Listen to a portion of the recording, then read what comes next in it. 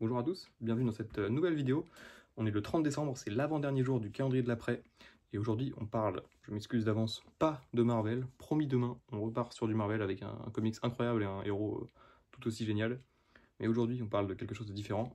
Vous l'avez vu dans la miniature, on parle de Preacher. En plus l'actualité fait que ça a été annoncé en Marvel poche, ou Marvel Nomade, je sais plus, enfin bref, les petits formats. Donc c'est plutôt cool d'en parler maintenant. C'est tout simplement mon comics préféré. Voilà, je l'ai lu, c'est quasiment le premier comics que j'ai lu qui m'a vraiment lancé dans ma carrière de lecteur. Et voilà, je l'ai pas relu entièrement depuis, j'avais relu ce tome-là il y a quelques mois. Et donc, est-ce que mon avis a changé? Honnêtement, je ne sais pas. Je sais que je me le relirai avec plaisir quand j'aurai plus de temps. Mais c'est vraiment un comics formidable qui m'a fait découvrir les comics, qui m'a fait découvrir Garth Ennis, Steve Dillon et plein d'autres artistes au final. J'avais déjà fait une vidéo dessus, donc voilà, je vais un petit peu me répéter, mais je voulais vraiment en reparler. Comme je vous dis, ça a été annoncé en Marvel, je crois que c'est Nomade chez Urban, en petit format. Honnêtement, je sais pas si c'est le meilleur format, parce que, bah, mine de rien, c'est quand même plutôt verbeux. Ça parle beaucoup, Preacher. Mais je pense que ça fera l'affaire, et puis ça vous permettra de découvrir le comics à un petit prix. Alors moi, comment j'ai découvert ce comics? Tout simplement, j'avais regardé la série télé, qui malheureusement est très en dessous de ce que propose le comics. Et j'avais vu la saison 1 à l'époque, c'était la seule qui était sortie. Et j'avais vraiment aimé, et donc je m'étais dit, bon, en attendant que la saison 2 sorte, je vais essayer les comics. Voilà, j'avais découvert que c'était un comics à l'origine, et donc je me suis acheté le premier tome. Le lendemain ou le surlendemain, je me suis acheté le deuxième, puis en fait, j'ai tout lu en l'espace de quelques semaines, et j'avais absolument adoré. Donc dans cette collection, ils sont juste là. C'est en 6 volumes, comme ça. Je crois que c'est apparemment, c'était en rupture, c'est redevenu disponible. En tout cas, si vous les trouvez, foncez dessus, tout simplement. C'est la meilleure édition, je pense, qui est possible, en tout cas à l'heure actuelle, pour lire ce comics. Surtout que les intégrales n'étaient pas si chères que ça dans mes souvenirs, c'était une trentaine d'euros. Enfin, tout est relatif, mais pour la qualité, franchement, ça les vaut. Quand on compare à des Icons où la reliure se pète et tout, là, franchement, c'est de très bonne qualité. Et on a pas mal d'éléments plutôt sympas en plus en bonus. À la fin de chaque chapitre, on a le... Je vais essayer de vous trouver ça. Hop, on a le courrier des lecteurs. C'est toujours des bonus en plus. Et à la fin de chaque volume, on a toutes les couvertures avec les commentaires des artistes. Donc on a les commentaires de Glenn Fabry, celui qui a fait toutes les couvertures. On a les commentaires de Garth Ennis, tout simplement, parfois. Les commentaires de Steve Dillon. Alors là, en l'occurrence, on a pas mal de Glenn Fabry qui commentent. Hop, on a du coup après des couvertures en grand format. Pas comme Panini où ils nous les foutent, ils en mettent 5 par image. Voilà, comme je vous l'ai dit, on a la couverture. À gauche, le croquis et des petits commentaires de Glenn Fabry, voilà, qui nous parlent de la couverture. Voilà, donc pourquoi on lui a demandé de faire ça, comment il a voulu faire ça, etc. Pour vous dire, on a même des textes qui sont écrits donc, par lui, mais qui sont traduits. Donc franchement, c'est lorsqu'on finit de lire le comics et qu'on a ça en bonus, c'est parfait. Enfin, on a Fabry, Ennis, donc on a des petits commentaires de chaque auteur. Donc c'est vraiment sympa. Bon, pour le moment, je ne parle pas du comics, hein, vous avez remarqué, ça fait 3 minutes, donc vous ne savez pas de quoi ça parle si vous ne connaissez pas l'histoire. Mais patientez encore un peu, parce que j'ai autre chose à vous présenter. C'est la pièce, en tout cas ma pièce comics de collection que je préfère, qui prendra, enfin, entre guillemets, plus de valeur, je sais pas, mais parce qu'il faut savoir que c'est les rares comics que j'ai en VO, c'est des issues de Preacher. Et donc j'en ai 3, enfin j'en ai plus, mais j'en ai 3 que j'ai fait signer lors d'une convention par justement Glenn Fabry, vous voyez.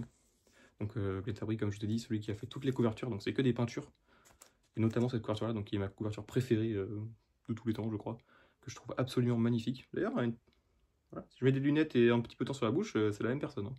Voilà. Donc, bon, je vais enlever du plastique parce que là on voit rien avec le reflet. Hop là. Donc, voilà, son signé Glenn Fabry. Donc ça c'est le numéro 3 de Preacher.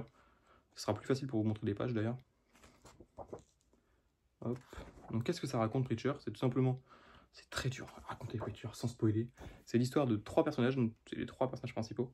On a un prêtre qui s'appelle Jesse Custer, ce personnage-là qui est aussi en couverture, qui s'appelle Cassidy, et une jeune femme qu'on voit ici, qui s'appelle Tulip, donc c'est un trio, qui partent à l'aventure, tout simplement à la recherche de Dieu. Voilà. Dieu a quitté le paradis. C'est une série évidemment qui se moque de ça en fait, hein, qui est humoristique et qui est très...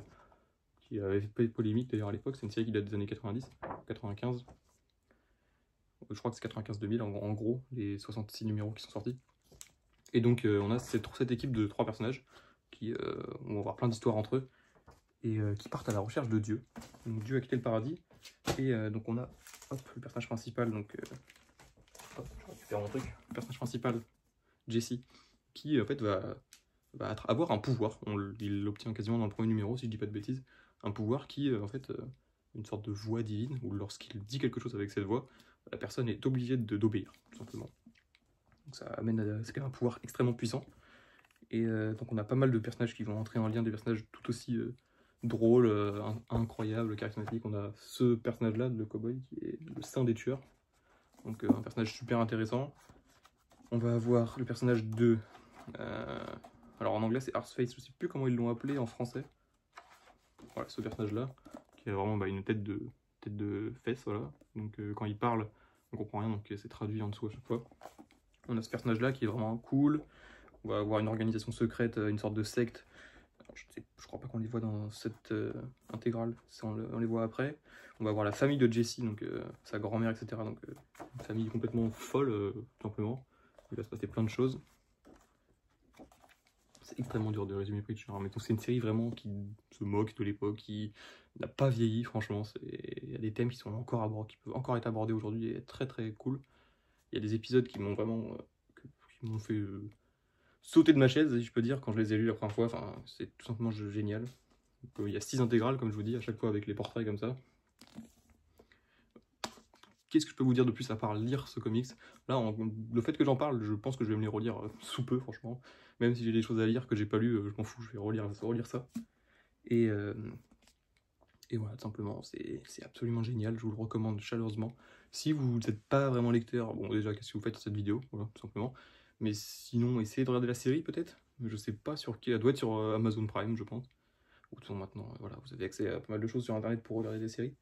Donc vous pouvez tenter de regarder la série, même si elle est terminée la série actuellement. Il y a eu 4 saisons. La saison 1, 2, 3 sont pas mal, la saison 4 est moins bonne, vraiment, clairement. Et ça prend beaucoup plus de ton de l'humour, alors que dedans on a quand même du sérieux par moment. Notamment la fin qui est incroyable.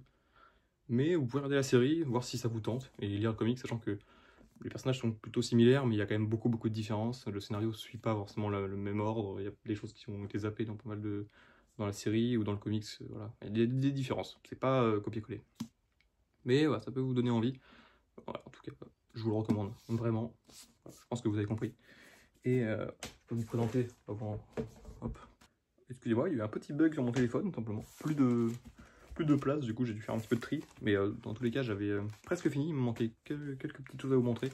Voilà, notamment juste les petites issues que j'ai qui sont signées, donc en plus de celles que je vous ai montrées avant. Donc voilà, celle avec Tulip, avec la petite signature de Glenn Fabry. Et celle avec Jesse, avec petit dessin en plus de tête de fion, qui est plutôt sympa, ouais. Plutôt cool de sa part. Voilà, donc les signatures de Glenn Fabry, donc un dessinateur qui est très rare malheureusement, que je trouve très très bien. Et voilà, tout simplement. Demain, c'est le dernier jour, on va parler de... Donc c'est pas l'histoire, que même si elle est très bien, c'est pas mon histoire préférée, mais c'est mon format de comics, en tout cas mon plus beau format, je pense un des plus beaux objets de ma collection. J'espère que ça vous plaira, et je vous dis à demain, au revoir.